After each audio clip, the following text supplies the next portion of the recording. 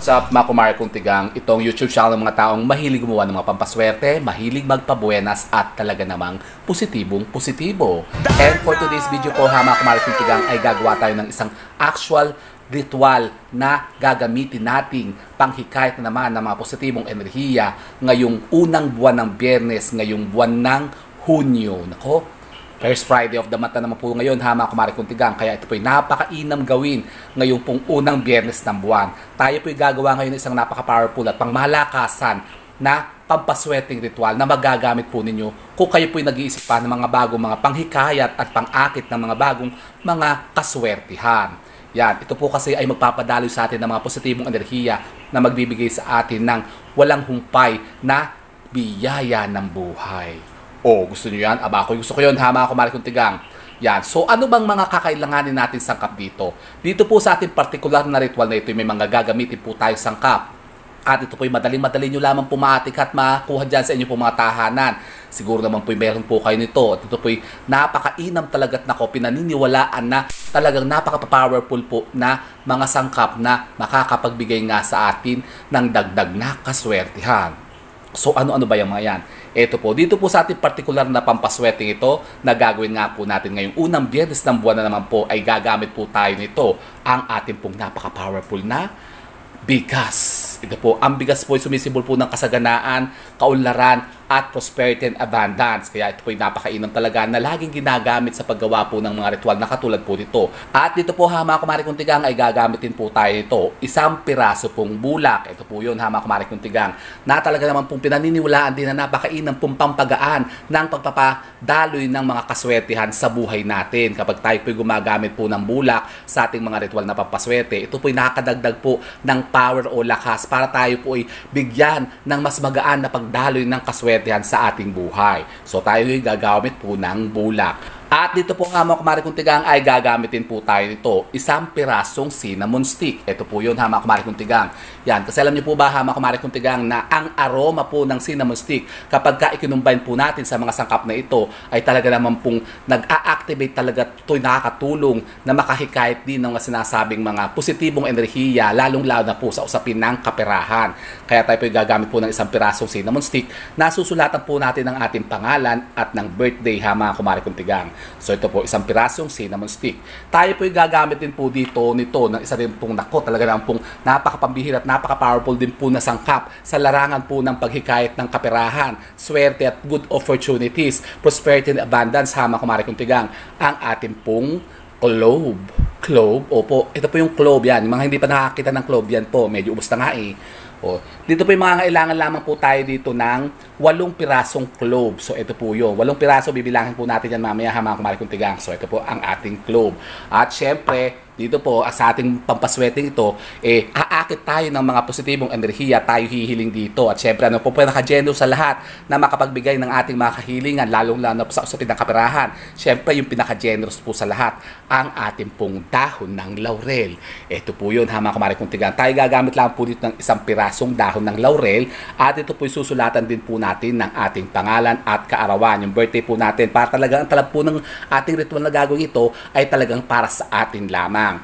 At syempre, dahil po ang particular na pampaswerteng ito ay gagamitin natin panghikayat nga po ng kaswertehan sa kaperahan, tayo pwedeng gagamit din po dito ng 3 pirasong silver coins o ang ating mga piso. Yan, 3 pirasong silver coins po ang kailangan natin dito. Pero bago kayo gumamit po ng mga silver coins, yung mga piso natin, kailangan po natin i-energize po muna yan. Yan po ay ating hugasan po muna ng tubig na may asin at ibilad po sa sikat ng araw at patuyuin. Pagkatapos, pwede na po natin siyang gamitin.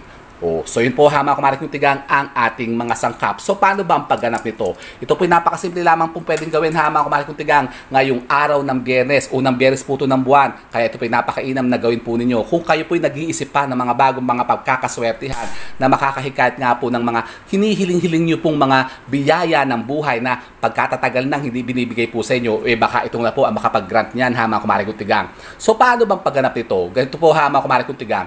Umaga po ng Biyernes ha mga kumare kong tigang yun. Ngayon po, first Friday of the month, gawin nyo na po ito. Kayo po ay magsindi lamang po ng isang kandilang kulay berde o pwede naman po yung kulay puti ha mga kumare kong tigang. Kung wala naman po kayo mga berdeng kandila, puti po, pwede nyo pong gamitin yan. Tapos kayo po maghanda lamang po ng isang mangkok o isang bowl na ganito na babasagin. Yung dapat po ay yung kristal ha mga kumare kong tigang. Pwede po yung mga baso o garapon. Yan, wag lang po kayong gagamit ng plastic kasi di ba sabi ko nga sa inyo, ang plastic po ay humihikayat ng mga negativities na maaari nga pong magbigay naman po sa atin ng mga misfortune sa buhay. So ganito po, prepare po natin ng ating isang bowl na kristal. Tapos tayo po maglalagay po dito ng kaunting bigas. Yan. Isang dakot lang po ha mga kumare kong tigang. Kainaman lang po. Hindi mo po kailangan sobrang dami. Yan. Ganyan lang po. Oh. Lagyan lang po natin siya ng konting bigas. Unang layer po natin ay bigas. So ayan. Pagkatapos po natin mailagay po ang ating bigas ay kunin po natin ang ating 3 pirasong silver coins. So ang ating 3 piso at ito po ilalatag po natin sa ibabaw po ng bigas. So ito po siya ha mga kumare kong tigang. Ganyan po. Dapat po pag maglalagay po kayo ng mga piso natin o ang ating mga silver coins, dapat po yung nakatahi at nakaharap po ang tao. So ganun po. Yan. Pagkatapos po, kunin po natin ang ating mga cloves. Ito po, tayo po bibilang po ng 8 pirasong cloves ha mga kumare kong tigang. So ito po yon, ang ating 8 pirasong cloves. So ilan? 2, 4, 6, 8. O yan. 8 pirasong clove po ha mga kumare kong tigang. Ito po ilalagay natin sa ibabaw po ng ating bigas. So ayun po ha mga kumare kong tigang. O ganun lang po. Kalat nyo lang po ha mga kumare kong tigang para talagang mag-activate talaga yung power niya. Yan. Pagkatapos po ha mga kumare kong tigang ay kunin po natin ang ating bulak. Ito po yun ha mga kumare kong tigang. Isang cotton ball lang po ang kailangan po natin dito. At ito po ilalagay po natin sa ibabaw po ng ating bigas, ng ating cloves at ng ating piso. Pagkatapos ito po ay tatakluban po ulit natin ng bigas ha mga kumare kong tigang. Second layer na po ito ng bigas. Tatakluban po natin siya. Kailangan lang po ha mga kumare kong tigang yung talaga matatakpan po yung ating mga sangkap, yung ating piso, bulak at yung ating cloves ha mga kumare kong tigang. So ganyan po yan. Dagdagan natin para talaga matakluban siya ha mga kumare kong tigang. Kailangan po ha mga kumare kong tigang ay matatakpan po natin yung ating mga sangkap, yung ating pong bulak, yung ating mga piso at yung ating cloves ha mga kumare kong tigang. Pagkatapos so ito na po siya. Anong gagawin natin? Kunin po natin ang ating cinnamon stick. Ito po yun na sinulatan po natin ang ating pangalan at ang ating birthday. Ito po ay itatanim lamang at tutusok lamang po natin dito po sa gitna. Yan, so ganun po. At pagkatapos po ay kukunin po natin ng ating isang pirasong dahon ng laurel. Nasusulatan din po natin ha mga kumare kong tigang ng ating pangalan at kaarawan. So isulat natin po dito yung ating pangalan. Yan, Rico Mori. Rico Mori. Tapos yung birthday nyo po. Sulat nyo rin po ha mga kumare kong tigang. So ito po siya.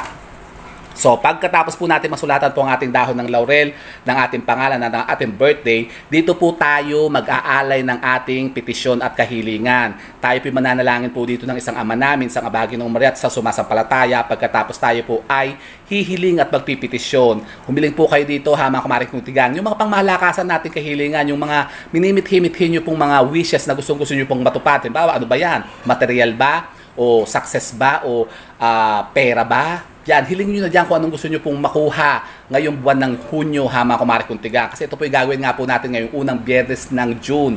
Yan, kasi naku, June na pala, Mariosep malapit ng Pasko. Kayo po ba ha mga kumare kong tigang? Marami na isubi dyan.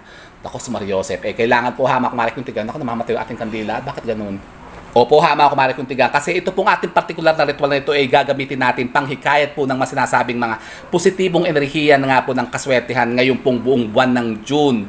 Yan, ako kasi June na po ngayon ha mga kumare kong tigang, kalahatian na ng taon, malapit na, Pasko na naman, Mariosep, kayo po baga ha mga kumare kong tigang, marami na po bagang naisubit na ipon, nako, Pasko na naman.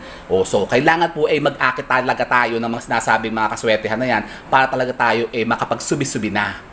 So ganito po, kapag katapos natin itong mahilingan, yung mga pangmalakasan natin kahilingan, sabihin po natin na ikaw, dahon ng laurel, maging powerful kang sangkap na maghihikayat ng lahat ng mga positibong enerhiya na magbibigay sa atin ng siksik, liglig at umaapaw na kaswertihan, kasaganaan sa kaperahan. Ganun. I-claim po natin yan ha mga kumare kong tigang. At habang ginagawa po natin ng ating ritual na ito, kailangan po ipaganahin po natin ng ating energy dito. Kung bagay i-claim po natin yan ha mga kumare kong tigang, yung mga sinasabing mga positibong enerhiyang yan ay para lumapit sa atin at ito po yung mag-manifest po talaga. Kung bagay paggaganahin natin yung ating law of attraction para yung mga sinasabing mga minimit-himitin natin kaswertehan na yan ay talagang ipagkaloob na sa atin. Yan, ibulong natin sa dahon ng laurel na ito na tayo ipagkalooban niya ng siksik, liglig at umaapaw na kasaganaan. So ganun po ha mga kumare kong tigang. Pagkatapos ito po ay ating itatanim po dito sa ating bigas ha mga kumare kong tigang. So ganun lang po. So ito na po siya ha mga kumare kong tigang. So ganun po. At pagkatapos anong gagawin natin dito? Dito po sa ating kandila lang ito po ay palalaiban lamang po natin ng mga 15 to 30 minutes po ha mga kumare kong tigang.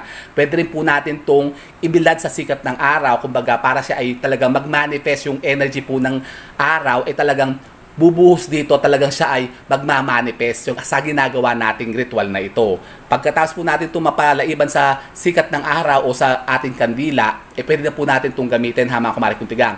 Ito po ilalagay lamang po natin sa ating mga center table o sa ating mga altar. Kung kayo naman po ha mga kumare kong tigang ay may mga businesses o mga negosyo, pwede nyo rin po ilagay po ito sa mga tindahan po ninyo para kayo po makaakit ng mga sinasabing mga mas maraming kliyente, customer, parokyano at magbibigay sa inyo ng mas maraming kita at benta. O gusto nyo yan? Ako gusto ko yun ha mga kumare kong tigang. So ganun lang po. At ito po ilalagay lamang po natin dyan hanggang sa susunod na pagbibilog ng buwan. Sa full moon po ha mga kumare kong tigang ay pwede na po natin itong palitan. Pwede po natin itong i-dispose ha mga kumare kong tigang at palitan po natin ng bago. Huwag po natin tatapos sa basurahan ha mga kumare kong tigang. Ang mga sangkap na ginamit po natin ay pwede po natin balutin sa kapirasong papel at ilubog po natin sa lupa. Kung halimbawa wala naman po kayong mga lupa dyan sa lugar po ninyo, pwede po kayong gumamit po ng mga paso, yung may mga halaman. At ito po yung magiging pataba pa ha mga kumare kong tigang sa mga halaman natin.